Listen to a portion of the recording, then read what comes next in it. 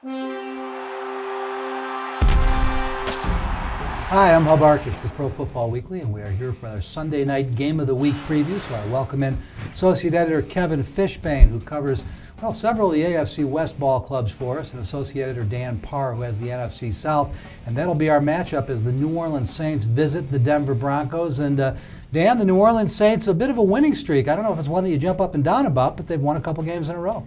Hey, when you start 0-4, any winning streak, you do jump up and down about. They've won 2 straight, beat the Chargers, then escaped against the Bucs last week.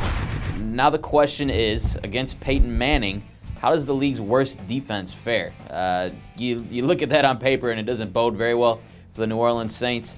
Steve Spagnuolo's really got his work cut out for him this weekend. Well, and Kevin, you look at the Denver Broncos, just 3-3, but tied atop the AFC West. And when you look at the teams the Broncos have lost to, it's a pretty impressive group. They've played decent football. Yeah, and in those games they lost to the Patriots, Texans, Falcons. They've rallied in those games. If they didn't dig themselves such a big hole at the beginning, maybe they come out on top in some of those games. We've seen Peyton Manning. He's looked very good. And maybe it's taken him a little while to get going in some of these games with the entire offense at hand. But we saw against San Diego how lethal that offense could be, especially with the short field. The defense, kind of like with New Orleans, might not be as bad as the Saints, but that defense is going to be a question mark. Can they slow down Drew Brees? All right, but now here's the problem as we talk Broncos and Saints on Sunday Night Football.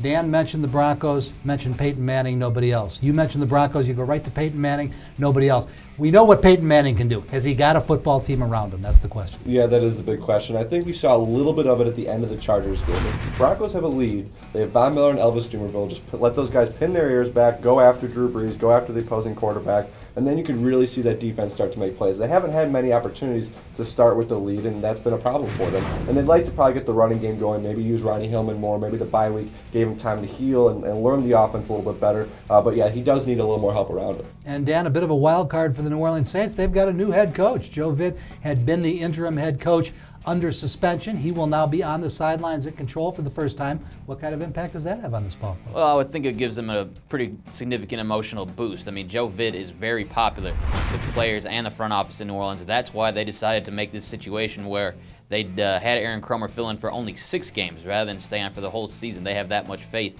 in Joe VITT. He's the linebackers coach. Can he help in that regard at all with Steve Spagnuolo? Has he been watching these past 6 games?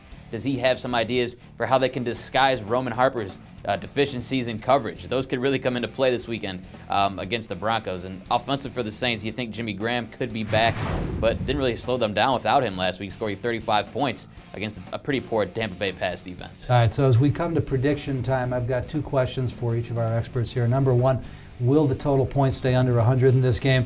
Number 2, we'll come to you first, Dan. You got both teams very much alive in the playoff hunt. Can the Saints get this done? I think they have a shot on Sunday night. I don't think I'm picking them to win, but I think they can with the offense they have, they're going to be in a shootout type of game, a tough team to beat. They're going to put up a lot of points, I think. Again, I come back to the defense for the Saints, though. They just haven't proven to me that they can stop anybody, and we're talking about Peyton Manning. So I have my concerns, even in a shootout, about whether they can be the one with the ball at the end of the game that gets that last score they're going to need to win. Kevin, are the Broncos a better team after the bye, or are they the same ball club? Yeah, I think we're going to find out they're the same ball club. I think it's going to be good enough to beat the Saints. I agree it's going to be a shootout. Peyton Manning, Drew Brees could set quarterback records in this one, going after these respective defenses. But in the end, I like Denver's defense, what they have with those pass rushers a little bit more, what New Orleans have, and they should get Tracy Porter back, which will help the secondary as well. And I got to obviously give Denver the home field advantage. And we've seen Peyton Manning do it over and over again under the lights in the national spotlight. So I like Denver in a close shootout. All right, guys, I've got a funny feeling something's happening in New Orleans. A little quiet, but something happening down there. And I buy Peyton Manning. I just don't buy the other 52. So I'm going to go with a bit of an upset here, I guess. I like the Saints to win this game in Denver. That'll do it for our preview of this week's Sunday night Game of the Week. For all the best in news, notes, and analysis 7 days a week, 24 hours a day, stay right where you're at ProFootballWeekly.com.